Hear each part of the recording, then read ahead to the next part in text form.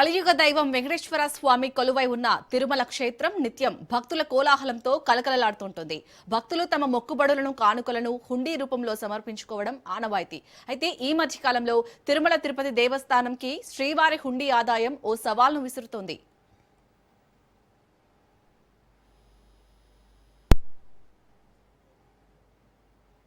తిరుమల శ్రీవారిని నిత్యం వేలాది మంది భక్తులు దర్శించుకుంటారు. అనంతరం హుండీల ద్వారా తమకు తోచిన విధంగా కానుకల్ని సమర్పిస్తూ ఉంటారు. అయితే కొందరు భక్తులు గతంలో రద్దు చేసిన 500 రూపాయలు, 1000 రూపాయల నోట్లను ఇప్పటికీ తిరుమల శ్రీవారి హుండీలో సమర్పిస్తున్నారు. ఇలా టీటీడీ దగ్గర 400 కోట్లకు పైగా రద్దయిన నోట్లు ఉన్నట్లు తెలుస్తోంది. గతంలో టీటీడీ ఈ రద్దయిన నోట్లను మార్చుకునేందుకు అవకాశం ఇవ్వాలని టీటీడీ కేంద్రాన్ని రిక్వెస్ట్ చేసింది, కానీ అంగీకరించలేదు.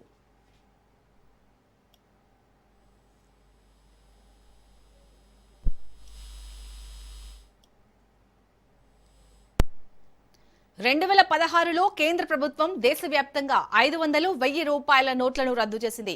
ఆ నిర్ణయం జరిగి ఏళ్లు గడుస్తున్నా తిరుమల హుండీలో మాత్రం పాత నోట్ల ప్రవాహం తగ్గడం లేదు.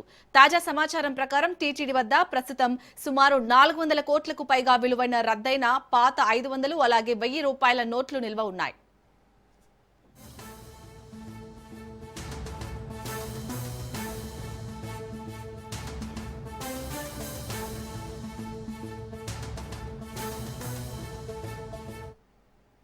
భక్తులు తమ వద్ద ఉండిపోయినా లేదా మర్చిపోయినా ఈ పాత నోట్లను భక్తితో స్వామివారి హుండీలో వేస్తున్నారు. కానీ టెక్నికల్ గా ఇవి చెల్లని కాగితాలు కావడంతో టీటీడీ వీటిని ఏం చేయాలో తెలియక సతమతమవుతుంది.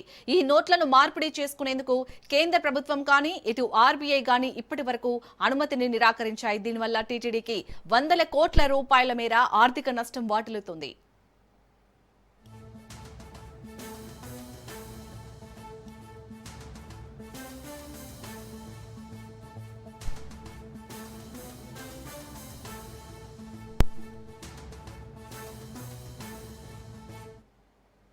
మరోవైపు ఇటీవలే చెలామణి నుంచి ఉపసంహరించుకున్న 2000 నోట్లు కూడా హుండీలో భారీగా చేరుతున్నాయి. ప్రతి నెల సుమారు 35 లక్షల విలువైన 2000 రూపాయల నోట్లు హుండీలో వస్తున్నట్లు అంచనా. అయితే పాత నోట్లతో పోలిస్తే వీటి విషయంలో టీటీడీకి కొంత ఊరట లభిస్తుంది. 2000 నోట్లను ఆర్బీఐ ద్వారా మార్చుకునే అవకాశం ఇంకా అందుబాటులో ఉండటంతో వీటిని టీటీడీ సకాలంలో బ్యాంకుల్లో జమ చేస్తుంది.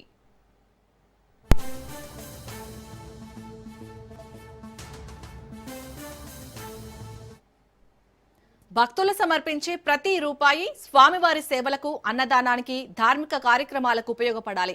కానీ 100 కోట్ల విలువైన కరెన్సీ కేవలం కాగితపు రాశిగా మిగిలిపోవడం విచారకరం. భక్తుల మనోభావాలను గౌరవించి టీటీడీ వద్ద ఉన్న ఈ భారీ మొత్తాన్ని ప్రత్యేక కేసుగా పరిగణించి మార్పిడికి అవకాశం ఇవ్వాలని కేంద్ర ప్రభుత్వానికి విజ్ఞప్తులు అందుతున్నాయి. భవిష్యత్తులో ఇలాంటి సమస్యలు రాకుండా భక్తులలో అవగాహన కల్పించడంతో పాటు కేంద్రం నుంచి సానుకూల నిర్ణయం వచ్చేలా టీటీడీ యాజమాన్యం ఒత్తిడి తీసుకురావాలని నిపుణులు సూచిస్తున్నారు. శ్రీవారి నిధిలో నిరుపయోగంగా పడి ఉన్న 400 కోట్లు ఎప్పుడు వెలుగు చూస్తాయో వేచి చూడాలి. ప్రభుత్వం స్పందిస్తే తప్ప ఈ పాత నోట్ల పంచాయతీకి ముగింపు పడేలా లేదు.